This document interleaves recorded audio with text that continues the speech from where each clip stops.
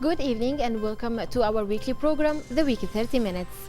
The program that brings to you a number of varied and different reports prepared by our team in the English News Department. This show tries to highlight the main events recently taking place throughout Kuwait.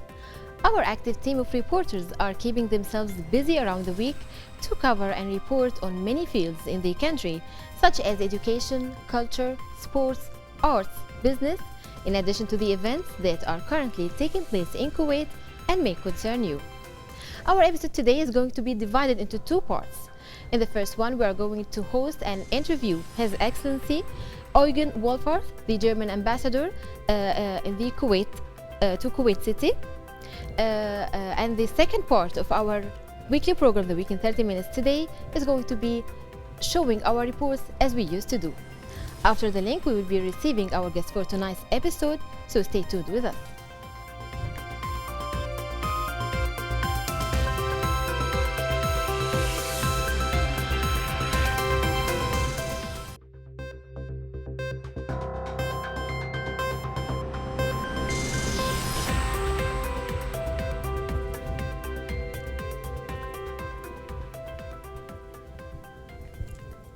Welcome back. Mr. Ambassador Eugen Wolfart, the German ambassador to Kuwait, welcome to our show tonight in our studio, The Week in 30 Minutes. Welcome. Thank you. Very happy to be here. It's our pleasure to be with you today. Your Excellency, our team had the opportunity to cover one of the events that was recently organized by the Embassy of Germany in Kuwait, which is the celebration of the anniversary of the National Day of Germany, or the anniversary of, I think... The Reunification. The Reunification, right, exactly. So can you give us more information about this event? Yeah, we celebrated 25 years of unification, and that marks 25 very happy years. It all began with the opening of the Berlin Wall on the 9th of November 1989, and was then followed by a stream of people visiting and going to the western part of Germany, coming from the east and enjoying liberty. In the meantime, while this meeting on the human level was taking place, a political process had started also to integrate the former German Democratic Republic into the political structures of the Federal Republic, the Western Germany, which was finished on the 3rd of October 1990. So in these days, with 9th of November coming up again, we are very up to date and thinking back of these very joyous times. Of course. Big celebration. It was a big party in Berlin. I'm sure it was like that. Yes. Mr. Ambassador, what about the events that the embassy used to organize for the community, for the German community living here in Kuwait? Do you offer any services, any events for the community here? We had a couple of events. Let me perhaps start with the biggest one. That was the reception we held in the residency. Yeah. We did it on the 14th of October because 3rd of October this year was on a weekend, and that's not so good. It's not so easy for the people to attend. And it was for also celebrating the excellent bilateral relations which we have. So it's not only limited to the German community, it's mainly, in fact, to also say thank you for the good relations from the receiving side, from the on the hospitality from Kuwait. So it's distinguished Kuwaitis and also a big number of the German community living here in Kuwait that joined us in the residency of 14th of October to celebrate and pass some joyous moments. Yeah, so it's not only for the German living here in Kuwait, but also for Kuwaitis and colleags, so diplomatic corps, the distinguished guests from the Kuwaiti government, personalities from the Kuwaiti society, and of course Germans. That's what it is about. Mainly. Yes. We will be back to the Kuwaiti-German relationships, but after viewing this report, as one of our colleagues had the opportunity to go and cover this celebration on the occasion of the 25th anniversary of the German unity, the German ambassador to Kuwait, His Excellency Eugen Wolfart, hosted a formal reception in his residence. This historic event was celebrated in the presence of high-ranking representatives of the Kuwaiti government, numerous guests from the political, economic and cultural sector, and German citizens residing in Kuwait. Here is more on this event by this report by Salim Al-Kandari. celebrating the 25th anniversary of Germany's reunification with the fall of the Berlin Wall on 9th of November 1989 in a peaceful revolution by German citizens, the Embassy of Germany here in Kuwait held a reception hosted by His Excellency the Ambassador of Germany to Kuwait. Here is part of His Excellency's speech on the occasion. Today we celebrate a very happy event in German history, 25 years of German unity. When our country, Germany, was united in 1990 after peaceful negotiations with our most important partners. So it's a day of joy, and we are very happy to celebrate this evening in the German residency together with our Kuwaiti friends, partners and dear colleagues. Today, this historic date is known as the anniversary of Germany's reunification, a national holiday that is celebrated all across Germany and by German citizens abroad. From the German ambassador's residence, this is Salim Kenderi reporting for the Week in 30 Minutes.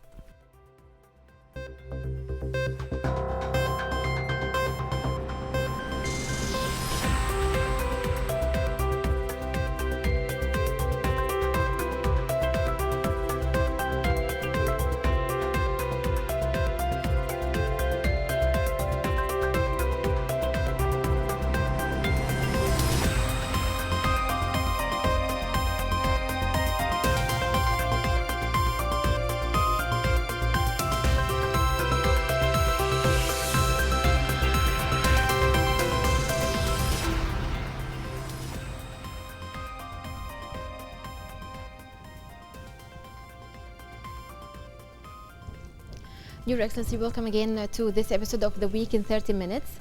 After viewing this report, how do you see the bilateral relations between Germany and the state of Kuwait? How do you evaluate them? How do you see we can develop or boost these relations on many fields? The relations are very good and very close, and one of the main important things is the line between Germany and Kuwait is open, and many people travel. They travel to Europe, typically they fly to Frankfurt and then discover the area around, and many Kuwaitis also like to go to other regions like Munich, like Düsseldorf. Fairly recently, I must say, they also discover more and more of Berlin and surroundings, so they understand us better and enjoy the beauty of the nature and also the opportunities you have there. Some go for medical treatment, or others buy a nice, what you call here, chalet, somewhere in a very green area, and enjoy parts of the summer there. So there are many possibilities. On the other hand, Germans travel to the Gulf states, some of them including to Kuwait, and spend some time here. So there is some exchange. On trade, well, I'm coming from a business background also. In trade, you're always happy when it grows. It can never be big enough, but it's quite good. But let us work on growth. Yeah, like can we say to promote or to encourage more investments in Kuwait, for example? Is this one of the ways that we can? Yes, this is one possibility. Also, when it comes to equipment, including airplanes, so there are a lot of possibilities. Yeah. So it depends on what is needed and where Kuwait wants to develop. And typically, so machinery or cars or high-level services in running big operations. This is one of the strengths from the German economy, from the enterprises that can offer it, and these channels are being used, and where needed, we are trying to be helpful from the side of the German embassy. Yeah, and on the official side, I don't think we need to mention anything. I believe that the bilateral relations, is very strong in this area, the official side. We have excellent relations, and I can say that we are on key issues, like on humanitarian issues, on a pretty close common denominator. His Highness, the Emir, was distinguished as humanitarian leader Yeah. in the world last year, and we from our side also contributed largely to that humanitarian effort, especially dedicated to the Syrian refugees, and we want to continue on that. A couple of days ago, my foreign minister was here, had excellent exchanges also on that and other bilateral issues, but mainly also on regional issues. And this is one common task which we are looking forward to solve together, also with a joint pledging conference early next year. Yeah. Mr. Ambassador, at the end of our interview tonight, do you have anything you want to add to our viewers tonight? Any message to the Kuwaitis, come and to the discover German? Germany. It's fun. You will like it, and you're most welcome. Thank you, sir. I'm very happy to have you with us today. Thank you so much for having the opportunity to interview you, and we are looking forward to have you with us once again, and also to cover any upcoming events that are going to be organized under your kind patron. Thank you so much. Thank you very much for having me here. It was a great pleasure. Thank you. It's my pleasure. Dear viewers, wait for us. Stay tuned as the second part of our weekly program, The Week in 30 Minutes, is about to start.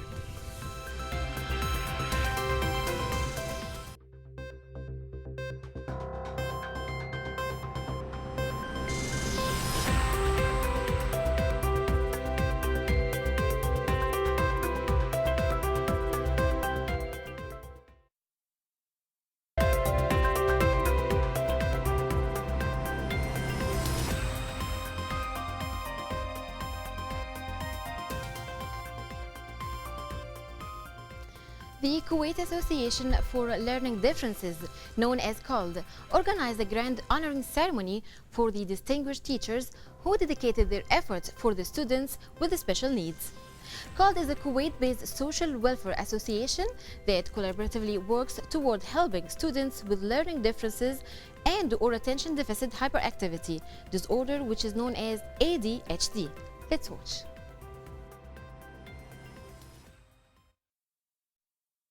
Under the patronage of His Highness the Emir Sheikh Subah Al Ahmed Al Jaber Al Subah, and with the attendance of Minister of Education and Minister of Higher Education, Dr. Badr Hamad Al Isa, the Kuwait Association for Learning Differences, or KALD, announced the names of 3 teachers who have distinguished themselves in teaching children with learning disabilities.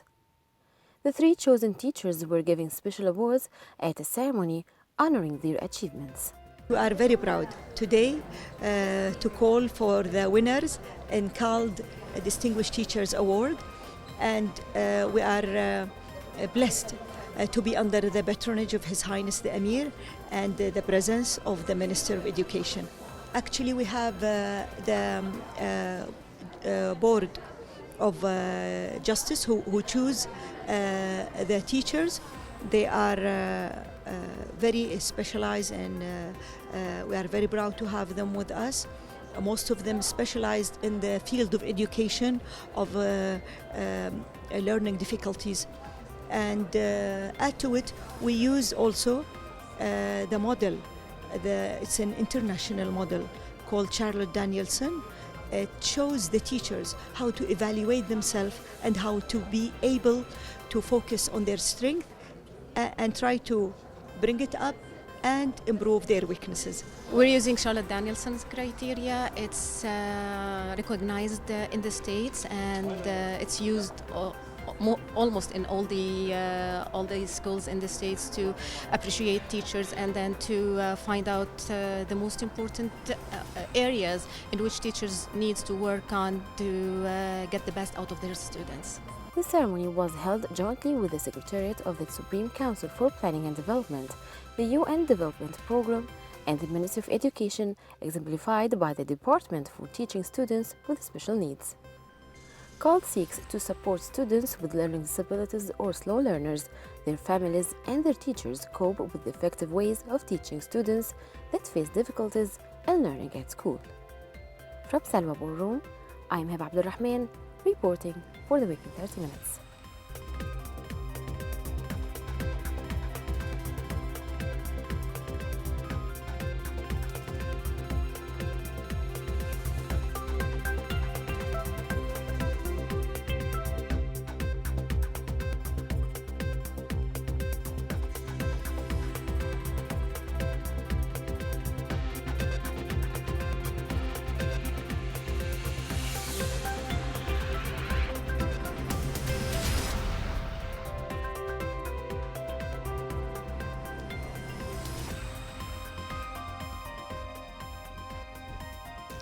The first forum of the National Fund for Development of Small and Medium Enterprises recently kicked off with the attendance and participation of specialists, economics, and businessmen from around the world.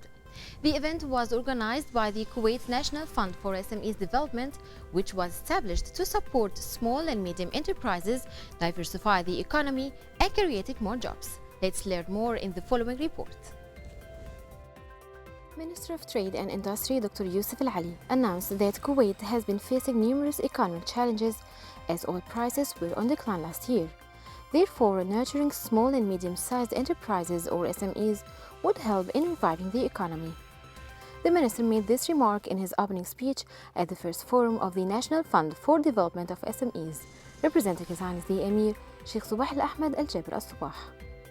In his speech, Al-Ali said that Kuwaiti government has begun taking steps towards resolving a structural problem in the Kuwaiti economy through adopting short and medium-term development plans. These plans include supporting the private sector and the SMEs through cooperation with various business institutions to provide best trade services. Well, I think the SME fund is a very good way of pump priming the economy to diversify the economy, and SMEs in the end are at the beating heart of an entrepreneurial economy. So this is a very important step, setting up this fund. It is the start of pump priming the small medium enterprise development in this country. And with it, of course, comes a whole range of subjects and changes that have to be made for the country. As I said in my speech earlier, you have to change the legal system to make it easier for companies to set up. You have to change the tax system to allow people to invest in and co-invest with the SME fund. You have to develop skills so that you can have a broad skill base so that people have the confidence to go and use their skills to set up funds, whether it's hairdressing, whether it's healthcare, all those sort of things. Improving the Kuwaiti economy would translate His Highness the Emir's vision in turning the Gulf country into a commercial and trade hub where it could attract numerous investments. On his part, the National Fund's chairman, Dr. Mohammed Zuhair, said that the fund has completed its infrastructure and set up a 5-year strategy. However, it still needs support from both public and private sectors as well as civic communities to achieve its comprehensive vision. Business grow in nurturing and supportive environment, stressing the importance of providing all facilitations and eliminating all obstacles in the face of SMEs development. From Sheraton Hotel, I am Heba Abdulrahman reporting for the Week in 30 Minutes.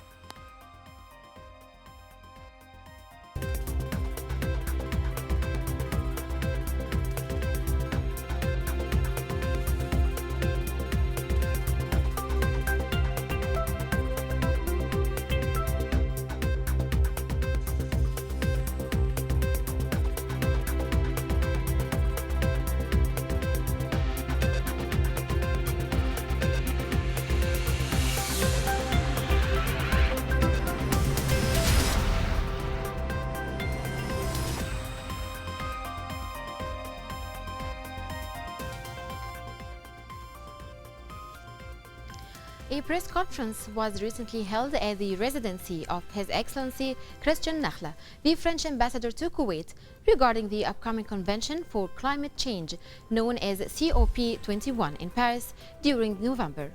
His Excellency Ambassador Stephen Dorbers, Special Envoy for Africa and Middle East, visited Kuwait to address issues regarding the highly anticipated upcoming climate conference. Reported Ghanwa Jabouri brings us the story. His Excellency Stéphane Gombert, the French Special Envoy for Africa and Middle East, explained during the press conference aspects on climate change and highlighted Kuwait's role in building climate action and encouraged Kuwait's participation at the upcoming 21st Climate Conference dubbed COP21 that will be held in Paris during November. We obviously are concerned as well. The threat is overwhelming. Consequences of climate change are with us already, and people can see it, including in Kuwait. We need an agreement in Paris to replace the Kyoto Protocol and to make sure that the world temperature does not rise by more than 2 degrees by the end of the century. This is an I wouldn't say the last chance, but a very important chance, and I'm sure we'll make it. France will play a leading international role in hosting this seminal conference, and COP21 will be one of the largest international conferences ever held in the country. So we are organizing at the end of the month of November for 2 weeks a huge conference on climate changes. This is a United Nations conference hosted in France. The whole world will be in France for 2 weeks. 45,000 participants are expected in Paris. Well, this is a big event, a very important moment, and today here in Kuwait, our special envoy for climate changes came. He is in a tour in the region. He went to Egypt, to Saudi Arabia, to Qatar, to Lebanon, and all those countries were visited. He's not a negotiator, but he is trying to give information to the governments, to get some information, to exchange views, to prepare the conference. We are expecting now that Kuwait should give us an indication, a clear and written indication of the national intentions concerning climate changes. You know that every country has to announce its own contribution to the conference, and we hope that Kuwait is going soon to tell us publicly what's going to be declared and in Paris in November and December. If we do not limit our green gas emissions, then we are going really to face very, very high difficulties. By the end of the century, the level of the sea will be higher than 1 meter. So it's a very, very, very important task that we prepare the future, that we limit the increase of the temperature. And this is what is going to be discussed in Paris in the coming months. During his visit, Gombetz met with Kuwaiti Minister of Oil Ali Al-Umaid, who is also head of the National Environment Committee, Deputy Director General of Kuwait Environment Public Authority Mohammed Al-Ahmed, Director General of Qasr Dr. Naji Al-Mutairi, as well as several representatives of Kuwait's civil society and the private sector. Today's press conference addressed a number of issues regarding our environment and how we can work to protect it and protect it for future generations.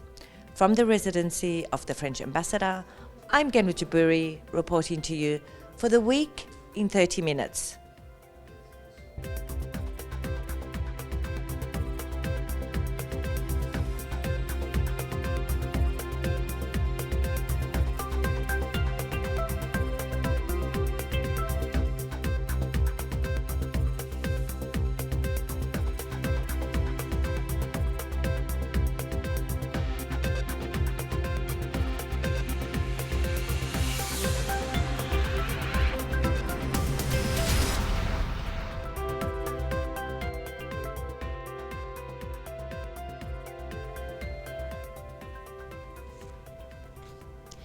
The American Business Council in Kuwait, known as ABCK, recently celebrated its 30th anniversary gala dinner at the Radisson Blu Hotel in the Abdul Hussein Marafi Ballroom.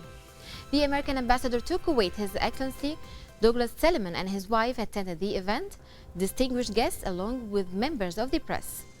The ABCK provides a forum for American business and business interests and advocates the enactment of the business climate with the state of Kuwait. Genwa Jaburi has more.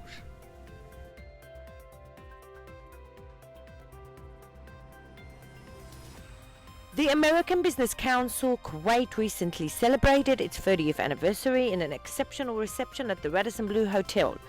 This year's celebration honored His Excellency Douglas Silliman, U.S. Ambassador to Kuwait, and Delano Roosevelt, Chairman Middle East Chamber of American Chambers of Commerce. This is an anniversary for the 30th birthday of the American Business Council in Kuwait. The 30 years, over the past 30 years, we've had great interaction with our Kuwaiti friends and our American friends to build trade relationships, and we're going to keep on doing that. The American Business Council of Kuwait has been integral over the past number to at least 2 decades. There are 11 such councils in the GCC, and their purpose is very simple, is to listen to the concerns and issues of American companies and Americans in the region. And in my position as chairman of the Middle East Council of American Chambers of Commerce, Our purpose is simply we take one board member from each of the councils, and they are the vehicle in which these concerns and issues of American companies are filtered up to us. We prioritize these issues, and then every year for the past 27 years, once a year we go back to Washington, D.C. and communicate directly with senators and congressmen and women in the House and the Senate in Washington, D.C. to talk about issues that concern Kuwait, Kuwait business, Kuwait government, Kuwait, and the relationship between the Kuwait and the United States companies, U.S. companies in Kuwait. The gala dinner was indeed a spectacular event with many attractive surprises, a beautiful ambience, special guests, and a friendly, welcoming environment, as having an American musical band perform vibrant songs and breathtaking melodies as guests walked in truly made it a special, magical evening. Well, I mean, we started as a very small group of companies 30 years ago, and with the help of the U.S. Embassy, we've grown over the course of the last 30 years. Today, we are a 501c6 organization with an IRS tax exemption, so, we're hoping to draw more American companies into the fold.